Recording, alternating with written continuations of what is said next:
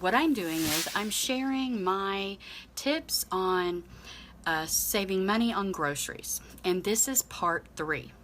If you've missed parts 1 and 2, make sure you go back and watch those, because I actually gave away some free things during both of those live tips I was sharing. Now today's tip is a little bit more difficult of a concept to grasp at first, but it gets easier the more often that you do it. So I typically shop at 2 main stores every single week, which is Aldi's and Walmart. I occasionally shop at a few other grocery stores, and including Target, Meijer's, and then a couple of local stores. And what I do is I base the stores on what is on sale that week in the weekly ads. And what I do is I get the weekly ads in, and I actually subscribe to the weekly paper, because I want to get Sundays and Wednesdays. Those are when my ads come out. On Sundays, the nationwide stores like Target and Menards and stuff like that, Kmart, they come out on Sunday's paper. And then on Wednesday is all of our local grocery stores. Now that might be different in your area. That's just the typical cycle for our area. Now, that has failed me before, where they didn't deliver the paper or they delivered it wet. So on Wednesday or Thursday in our area, they deliver the grocery store ads in our mailbox. And I'll at least have those. But that has also failed us too. And the next step that I go to is I go to the store's individual websites online and go through their sales right there off of their websites. That's not the way I prefer to do. I prefer to, have the paper in my hand. I'm really a pen and paper person. So what I do is, and I'm going to show you, I go through the newspapers and I circle the items that are at the rock bottom price that I pay in my area. So like, for instance, this grocery ad had strawberries on sale for $1.59 a pound, and which they can get lower than that, but that's usually in season when they're in May or June, when they're like 99 cents a pound. But this is a really good deal right now, and it's lower than Aldi's and Walmart, so I did circle it. I get a lot of frozen vegetables. It's a lot easier to go ahead and make that way. They're on sale for 3 for $5, and they'll usually put it in the ad whether it's required to buy 3. So just because they say 3 for $5 does not mean that you have to buy 3 of them.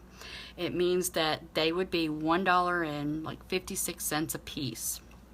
So just look out for their rule. They'll usually have it in the ad saying whether or not they require you to buy all 5 or all 3 or whatever. But that is kind of how they hook people sometimes. People tend to think that just because it says 3 for $5, you have to buy 3, but you don't necessarily have to. I do get the Aldi's. They have a flyer too. And they do occasionally have things on sale besides their rock bottom prices already. Like in this ad, there was lemons for $1.79 for 2 pounds, and these are normally around $3, and a bag of oranges for $1.99.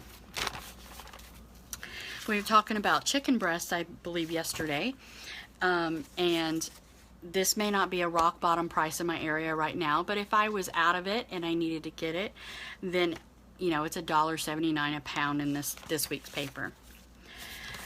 We had grapes on sale for $1.99 a pound. And then you have to look for these other parts of the ad that actually say that it's only 2 days. So they'll try to catch you and get you in there on only a certain couple of days of the week. So you have to pay attention to that, and definitely pay attention to when your sale starts and ends, so you're not running in there thinking something's on sale and it's already over with. So that's what I do is I first go through and I circle everything in permanent marker. Then I have a spiral notebook and I write everything down underneath the name of the store. So like this one is County Market, and I would write down strawberries for $1.59 a pound. And I would do that for everything that I've circled and write it down in, on the list underneath the store's name. Then I don't go to all these stores. That would be a lot of wasted gas, a lot of wasted time. So if those prices are lower than what I would normally spend at Aldi's or at Walmart, that's important. Just because it's in a sale paper does not mean it's on sale. We talked a little bit about this yesterday in the price list. So if it's lower than Aldi's and Walmart, what I do is I do a competitive price matching at Walmart.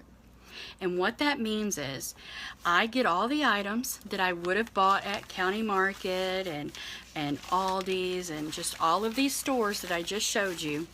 I will take my ads with me to the store in line, and what I do is I try to help the cashier. I don't want the cashier to be all over the place and I'm having to keep up with this item is here and this item is here. What I do is I help out by taking everything that I'm going to competitive price match and I leave it for very last. That way I get everything else up there on the belt. It passes through, it gives me time to catch up, get up there and show her the prices. That is actually what I do. So I'll hand her or him the strawberries, and I'll say the strawberries are $1.59 at County Market. And they'll take a look, give or take whoever it is that is at cashier that day, whether they'll look at the ad or not. They'll look at it, they'll make sure that what I have is the right size, the right price, and the sale paper is in date.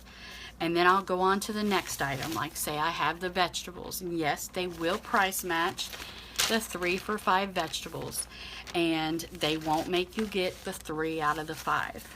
I'm going to show you another one that I didn't show earlier because I actually did not use it, but you can use it.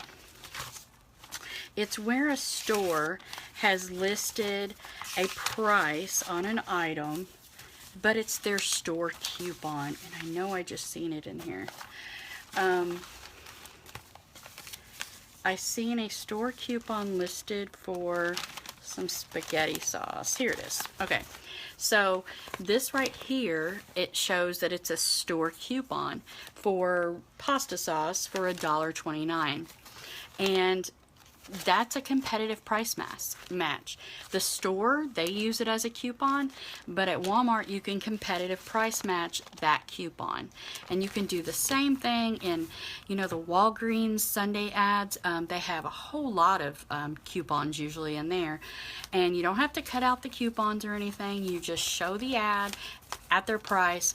The thing is, they have to have the price listed. It can't be $1 off of this or $2 off of that. It has to say that the ragu pasta sauce is $1.29 at this many ounces. So I take all of my items that that I can price match at Walmart, and I do that. If there is any item that the store carries that Walmart doesn't carry, there are a few things that I'll run into that I won't be able to price match, that I will have to go to that store if I want it. But also, Walmart will price match a store brand for their store brand. So if, say, a Meijer's has their, Meijer's bread on sale for 88 cents, and all you have to do is show them the ad, and they will price match the Great Value brand of bread to, and you'll get it for that price. There's no limit on the amount of items you can price match. And I am aware that some Walmarts have stopped doing this, and they announced it last year that about 500 Walmart stores were going to stop price matching, and they didn't give a reason why or anything, but so far in the areas that I've lived in, they haven't stopped. I'm also aware of the Walmart savings catcher. I've used it a couple of times, but it's not as accurate as when I'm sitting down and getting the ads myself. And plus, the savings catcher is really only, you scan the receipt, you send it into Walmart, and then they give you, whatever it was, the difference on a virtual card, Walmart card. I think they can mail it out after it's a certain amount of money, but that's what their intentions is for you to use it online. I'm not big with doing that. So one more place that also price matches is Target. Target will price match. They'll even price match Amazon. And you can take your ads in, and Target will also let you show them your mobile ad, especially when it's Amazon. But for Target, you do have to go to the customer service desk to be able to price match. So, for those of you that have tuned in later, make sure you go back and watch it from the beginning. I gave a lot of great information, and if you if you have any questions about this, because like I said, it is a little bit more of a difficult concept to wrap your head around at first, but I would be happy to answer any questions, and I'll keep checking the comments over the next 48 hours just in case, so I can give you more details on it. And again, if you have any friends or family that you think would be interested in this, go ahead and put their name in the comments, or you can just share this on your own page or with them so that they can see it too. This was part 3, and tomorrow will be part 4. So you have a great night, and again, if you have any questions, go ahead and comment on below. Thanks for joining.